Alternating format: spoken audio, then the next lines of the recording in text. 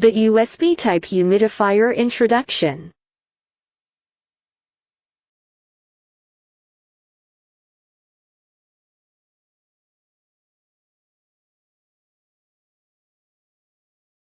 It got one humidifier, one USB cord, two cotton filters, this one for backup, one user manual.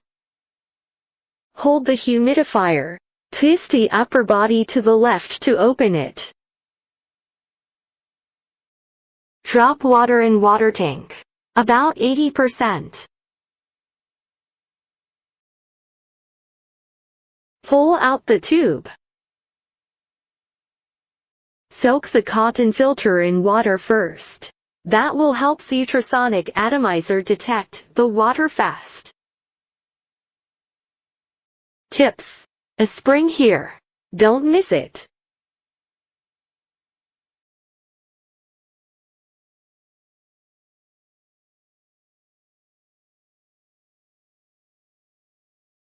The USB cord. 1 meter length. Humidifier powered by phone charger or computer USB port.